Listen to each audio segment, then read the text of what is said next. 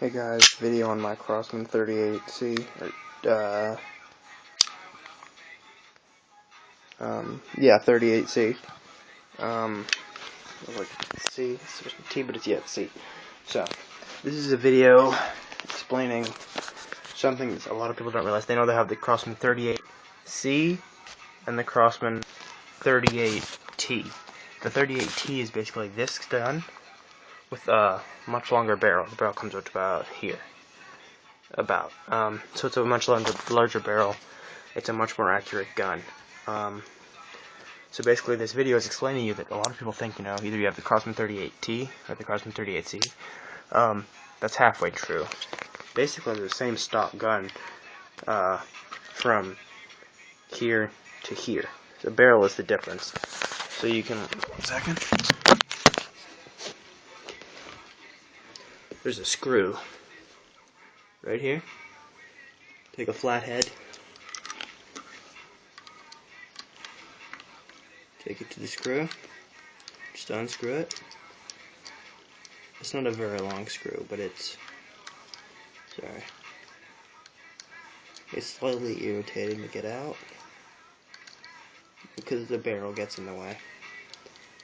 So this is helpful for if you want to change the barrel, convert it to a T, or just maintenance if you're doing that. Let me show you. This will ever come out. There we go. So this is the screw, just a screw. Alright. You can take this. If you've never done it before, it's going to be a little bit tough. I just did it recently, so make sure it worked. So this is right here, so you can take this, clean the inside out. Take it, clean it out if you want to. Make sure it's nice and clean. Some people do that. I don't. Just a barrel shroud. It doesn't need to be clean. So you have that. If you want to do anything, do any touch-ups. I know some people, since these guns didn't come with anything special, just a barrel and the sight. I know some people who will do a paint job on the sight, and they'll just take it off the gun to make it easier.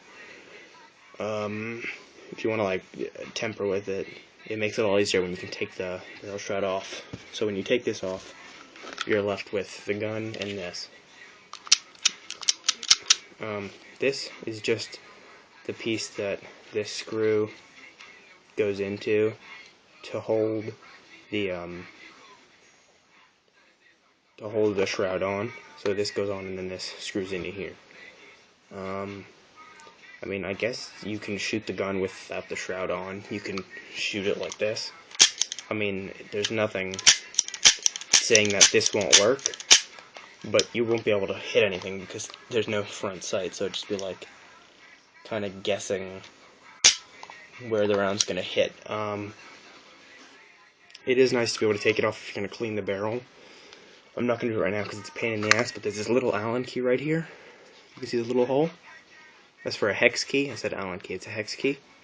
So you take that hex key out, and then the barrel should come off. So if you want to do a thorough cleaning of the barrel, which I do suggest doing if you haven't done it in a very long time, it'll greatly increase the accuracy of your gun.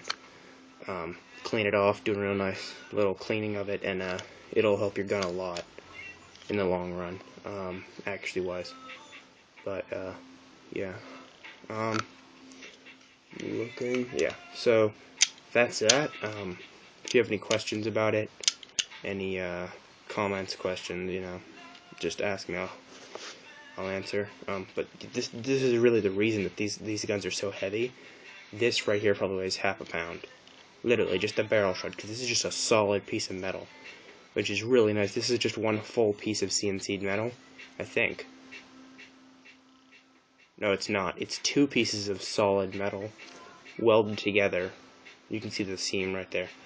So it's actually not one full piece of metal, but that doesn't matter because it's sturdy and it's solid, and this thing is not going to fall apart, and it's heavy as hell. So then to put it back on, you just take this, make sure it fits in real snug, take your screw, And you do not want to strip these. If you strip these, it's going to be very hard to find. I mean, you could probably like go to a Home Depot and get a replacement screw, but if you want to keep like the value, it's going to be very hard to find an original Crosman 38 C screw, because the 38C and the 38T have different screws, because this lower piece right here is a lot longer on the T, so it needs a longer screw. So if you're going to convert your gun, you'll need to take, well, first of all, you want to get a longer barrel, so you take this off, put a longer barrel on, and then you take the shroud of a 38 T, slip it on, and then you get the screw, and it's a longer screw, and it'll fit in right there. I think that's it. That's all I was going to talk about. So, yeah. I would suggest, if you have this gun, if you're not worried about, like selling it wise, like historical purposes. I mean, it's not a very old gun, but, like, if it looks like mine, because I use mine, pretty often, actually. See how it has these, like, the paint does wear on these. It's amazing how long it stays for, but it does wear, as with all guns. So, you know, if it's weared pretty bad and you don't really mind, I know someone who'll, like, you paint it white right here, and it just makes it a lot easier. That's what I do with my, all my revolvers, if they don't have good sights.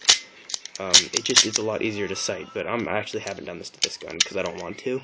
I like the full black look, but I know some people who did, and it actually does make it a lot easier to sight, even though this gun does have very nice sights, which is a great thing. But yeah, so I mean, as I tell everyone, I would highly suggest getting this revolver. It is a very nice, very comfortable revolver to shoot.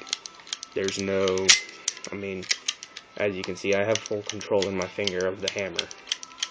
See, I mean, it's a little bit strong, but you have a lot of control. It's a little bit of a hard pull, but once you get used to it, if you have a good trigger finger, you have control over this pull. It's not like you don't know when it's going to snap. You always know. See, I kind of know, and then, I mean, you'll feel, right before it's going to snap, you'll feel a little click, and then it goes back. So it's very responsive, and it's very, I mean, it's always the same. The trigger pull doesn't change when it clicks right when the hammer drops. That time won't change. It'll always go off in the same spot. At least in my I mean, almost the exact same spot. There's probably like a second difference every time, but let me try to. So it's going off about right here. I mean, it's a very, very responsive trigger. The one thing I don't like is, since it's a hard trigger pull, they should have made the trigger a little bit wider on this gun. They didn't, so after a while, your finger starts to hurt. Your finger gets a little bit, it gets a little bit tired and a little bit painful, because there's so much pressure just on that one little amount on your finger, which is really why I like my 357. But it's a very nice gun. I would highly suggest it. It's very accurate, and this sucker will drop animals. Because it's a 22, it has that oomph behind the round, and it is a killer. As I said, I've taken down raccoons and stuff with my 38, my 357, but this 38 will, like, drop animals like stones. It was not easy to kill a raccoon, a skunk, not a raccoon. The skunk and the possum went down pretty easy with that gun, but I killed a skunk and possum. The raccoons, they're a lot harder to get. This gun dropped a raccoon in a second. Literally, the thing just dropped, stone dead. No movement, no nothing. I mean, for like a pistol, this thing is ideal. It has enough power, enough oomph to definitely drop what you're hitting. The only bad thing is I think it's a 6-round cylinder, so you can't get as many shots off. It takes a while to reload, but that's the realism factor. I mean, it's nice. It's a very, very nice gun. I would highly suggest getting this gun if you find it. Even if you know it's not working, send it somewhere, they'll fix it, and it's worth it. It's worth every penny of it. It's a great gun. So, again, questions, comments, and again, subscribe. Thanks.